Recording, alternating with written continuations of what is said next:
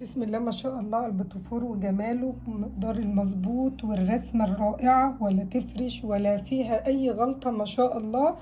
والزواق منه فيه، ما بحبش المربى بقى والشوكولاتات والحاجات دي، يعني شكله شيك. ده جنجاه، ده أبيض، ده شوكولاتة، يعني مشكل كده.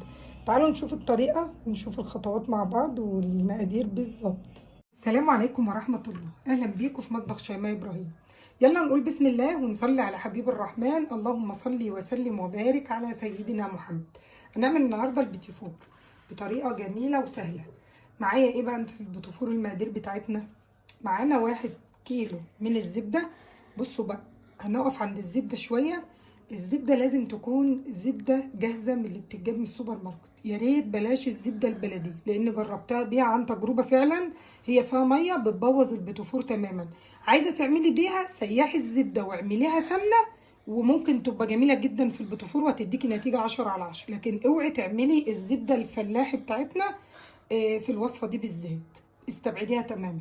يبقى كيلو من الزبدة النيوزيلندي. معايا كيلو 200 جرام هحط بالطلب من الدقيق. 4 حبة بيض، هنرش عليهم رشة فانيليا، معلقة كبيرة كده محترمة من الفانيليا.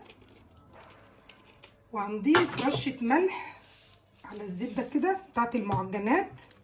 وعايزة نص معلقة صغيرة مش كبيرة من البيكنج باودر. بصوا، يعني نص معلقة لا تذكر. هنبتدي. معايا كمان 350 جرام من السكر البودر. لو عايزاه بالكوبايه، كوبايتين مش مليانين قوي من السكر البودر.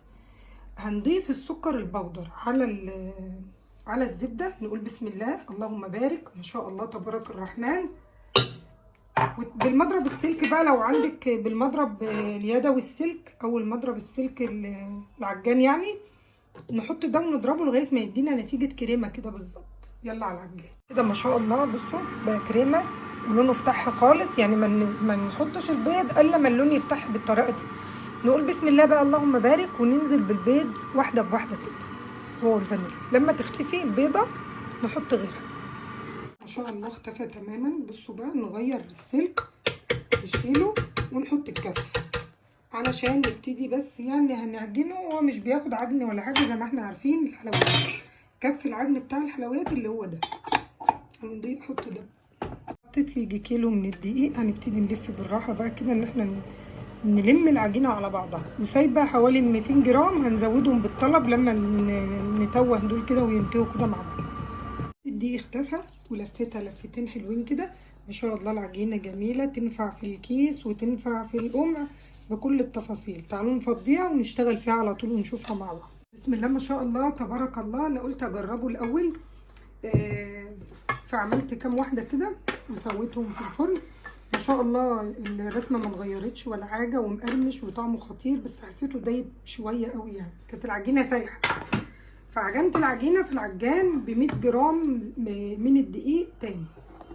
وهنا خدت حته صغيره وعجنتها برده في العجانه بمعلقتين من الكاكاو الخام اللي غير محلى. ماشي. تعالوا بقى نجرب العجينه بعد ما ضفنا عليها ال 100 جرام من الدقيق. يا ما شاء الله العجينه طالعه روعه. بصوا، احنا هنشتغل بالماء العاديه دي خالص، ولا كيس حلواني ولا حاجه، بالقمع العادي جدا. بصوا بقى نعمل ايه. انا بحب الرسمه دي قوي في البيتي-فور. بسم الله. تعملي بقى حاجات طويله، ورده، اللي يريحك. المهم ان هي ايه، ما نفشتش، ما اتغيرتش. ما شاء الله المقادير مظبوطه و10/10. المقادير دي بتاعت عمتي اخت جوزي، ما شاء الله ربنا يديها الصحه والعافيه. كانت احلى واحده تعمل احلى بيتي-فور ناكله من ايدها. وزواق بقى الورده دي تحفه. شايفين شكله تحفه ازاي؟ بدي منظر روعه. اكمل بقى بالشكل ده. بسم الله ما شاء الله تبارك الرحمن، ولا غلطه. بسم الله ما شاء الله. امشي على المقادير والخطوات بالظبط، باذن الله تديكي نتيجه مرضيه ورائعه. والوردات شكلها تحفه. اللي عايز بقى يزوق ويلزق يحط في الشوكولاته، الحركات اللي بتتعمل مفيش مشكله، بس المهم الطعم والخفيه والنعومه. حاجه بسم الله ما شاء الله تبارك الرحمن. النار بتاعته 170 180.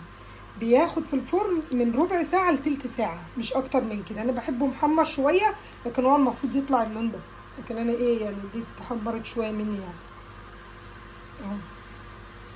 هو المفروض يطلع اللون ده. بسم الله ما شاء الله، نتيجة مرضية فظيعة، شكل وطعم وريحة حاجة خطيرة يا ولاد، تحفة تحفة تحفة.